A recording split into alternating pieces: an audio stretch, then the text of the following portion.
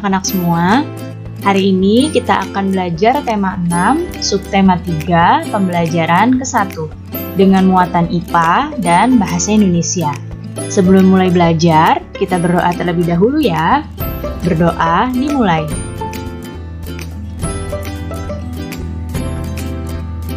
Berdoa selesai.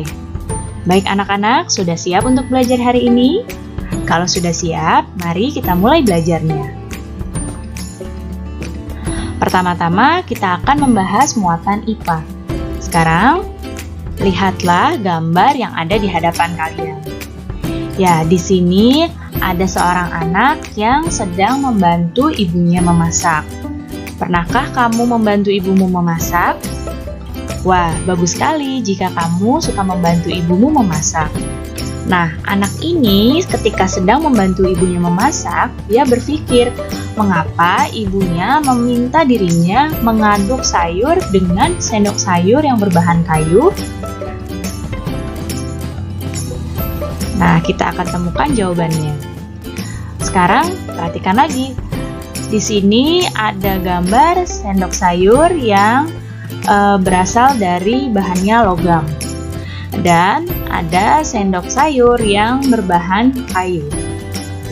Nah, di sini kira-kira sendok sayur manakah yang akan lebih cepat panas jika digunakan untuk memasak? Coba, apakah sendok sayur yang dari logam atau sendok sayur yang berbahan kayu? Yang manakah yang akan lebih cepat panas? Ya, di sini sendok sayur yang akan cepat panas jika digunakan memasak adalah sendok sayur yang berbahan dasar logam. Nah, di sini sendok sayur ini akan lebih panas karena memiliki bahan yang dapat menghantarkan panas. Sehingga jika menggunakan sendok sayur ini akan terjadi peristiwa konduksi yang membuat sendok sayur ini lama-kelamaan akan cepat panas. Nah, mengapa ibu anak tadi meminta anaknya untuk menggunakan sendok sayur yang berbahan kayu? Karena sendok sayur yang berbahan kayu ini tidak cepat panas. Nah, berdasarkan kemampuannya menghantarkan panas, benda ini dibagi menjadi dua. Ada benda yang disebut dengan konduktor dan ada yang disebut dengan isolator. Apa ya konduktor itu dan apa isolator itu? Adakah di antara kalian yang tahu?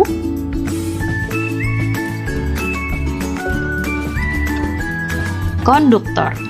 Nah, konduktor itu adalah benda yang dapat menghantarkan panas dengan baik. Nah, apa saja benda-benda konduktor itu? Benda-benda yang termasuk konduktor adalah benda-benda yang berbahan logam, seperti besi, baja, aluminium, tembaga, dan juga seng. Nah, apa contoh benda-benda konduktor? Nah, di dalam kehidupan sehari-hari, contoh benda konduktor yang biasa digunakan adalah sendok yang berbahan logam, kemudian sendok makan, sendok sayur yang berbahan logam, panci, dan juga wajan. Benda-benda ini merupakan benda-benda konduktor. Ya, jadi benda-benda ini dapat menghantarkan panas dengan baik. Sekarang adalah isolator. Siapa yang tahu apa itu isolator? Ya, isolator adalah kebalikannya dari konduktor, yaitu isolator adalah benda yang tidak dapat menghantarkan panas. Ya, jadi benda isolator ini dapat menghambat panas. Ya, jadi tidak bisa menghantarkan panas. Apa saja benda-benda yang termasuk isolator? Yaitu benda-benda yang berbahan bukan logam, seperti karet, plastik, kayu, kain, ebonit, gabus, dan juga bambu. Nah, di dalam kehidupan sehari-hari, benda-benda yang termasuk isolator ini contohnya adalah centong dari kayu, kemudian ada bakul, sarung tangan untuk mengangkat sayur, kemudian ada lap dari kain. Dan benda-benda yang berbahan dari plastik seperti sendok plastik, centong plastik itu termasuk benda-benda isolator. Ya, jadi tadi kalau konduktor itu bisa menghantarkan panas dengan baik, kalau isolator tidak dapat menghantarkan panas. Sampai sini paham? Nah, ternyata benda konduktor dan isolator itu dapat diterapkan secara bersamaan loh pada sebuah alat. Nah, di sini ada beberapa contoh alat yang menggunakan konduktor dan isolator di dalam satu alat tersebut. Diperhatikan baik-baik. Nah, yang pertama ada benda apa ini? Ya, ini adalah setrika. Diperhatikan pada setrika ini menggunakan konduktor dan isolator. Nah, yang mana konduktor pada setrika? Nah, ini bagian bawah setrika, ini adalah konduktor pada setrikanya. Karena bagian bawah setrika ini digunakan untuk menyetrika agar pakaian halus, maka dijadikanlah yang bawah ini adalah konduktor yang dapat menghantarkan panas dengan baik. Kemudian isolatornya adalah yang ini, ya, yang bagian atasnya, gagang setrikanya. Kenapa bagian atas setrikanya dibuat isolator? Nah, dibuat isolator karena jika keseluruhannya dibuat konduktor, nanti akan bingung di bagian mana akan megang setrikanya tersebut. Oleh karena itu, di bagian atasnya dibuat isolator untuk memegang setrikanya. Benda yang selanjutnya, nah, tahu ya ini apa? Ini adalah panci sayur. Nah, pada panci sayur juga menggunakan konduktor dan isolator di dalam satu benda ini. Yang mana konduktornya? Nah, ini yang bagian ini adalah konduktornya. Ya, yang ditunjuk panah ini adalah konduktornya. Di bagian ini dijadikan konduktor karena akan digunakan untuk memasak bagian ini. Jadi, agar makanannya cepat matang di bagian ini, maka dibuat jadi konduktor. Lalu, yang mana ya isolatornya? Ya, isolatornya di sini. Pada bagian tutup panci dan pada bagian gagang ini, gagang panci. Kenapa dibuat isolator? Supaya mudah untuk membuka tutup pancinya ketika panas dan mudah untuk mengangkat panci ketika panas. Jadi, dibuatlah isolator seperti ini. Satu lagi di sini. Nah, ada yang tahu ini benda apa? Iya, ini adalah solder listrik. Nah, solder ini juga menggunakan konduktor dan isolator. Nah, konduktornya adalah yang ini, yang ditunjuk dengan panah ini. Perhatikan. Jadi, ini adalah konduktornya. Dan isolatornya adalah ini. Yang bagian berwarna merah ini. Ini adalah isolatornya.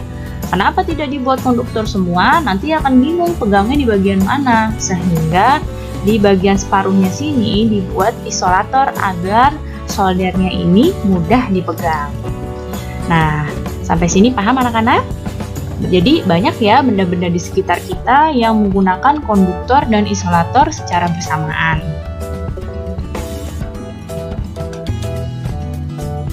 Nah, Ibu mau tanya, apakah kamu suka membaca? Membaca itu bisa menambah wawasanmu loh. Sekarang kita akan masuk pada muatan bahasa Indonesia. Dalam membaca, itu bisa menambah pengetahuan kita. Dari mana sumber informasi bacaan? Nah, sumber-sumber informasi bacaan ini bisa dari buku, kemudian bisa dari koran, bisa juga dari buku elektronik. Buku elektronik ini adalah buku yang tidak tercetak dan ada di internet. Ya, kemudian bisa juga dari majalah dan bisa juga dari ensiklopedia. Jadi, ini adalah sumber-sumber informasi bacaan yang dapat menambah pengetahuanmu. Pada setiap bacaan itu pasti memuat informasi penting. Informasi penting dalam bacaan dapat ditentukan dengan kata kunci. Kemarin kita sudah pelajari ya. Kata kunci adalah kata-kata penting yang terdapat di dalam sebuah bacaan dan dapat digunakan untuk menentukan pokok pikiran di setiap paragraf di dalam bacaan tersebut. Informasi penting di dalam sebuah bacaan itu berkaitan dengan hal-hal berikut ini. Perhatikan, yang pertama, dalam sebuah bacaan itu biasanya ada objek yang dibicarakan. Ya, objek yang dibicarakan, kemudian berkaitan dengan orang yang ada di dalam bacaan. Ini jika dibuat pertanyaan bisa menjadi siapa. Kemudian objek yang dibicarakan ini jika dibuat pertanyaan untuk menggali informasi penting bisa menggunakan kata tanya apa. Kemudian berkaitan dengan waktu. Jika dibuat pertanyaan di sini menggunakan kata tanya kapan. Berkaitan dengan tempat. Jika membuat pertanyaan menggunakan kata tanya di mana. Kemudian berkaitan dengan alasan, jika menggunakan pertanyaan untuk menggali informasi, maka menggunakan kata tanya mengapa. Dan berkaitan dengan uraian peristiwa. Jika kita akan membuat kalimat tanya, dari ini menggunakan kata tanya bagaimana. Baik anak-anak, cukup sekian ya penjelasan Ibu kali ini. Mudah-mudahan kalian paham dan mengerti. Terima kasih anak-anak semua, sampai jumpa lagi.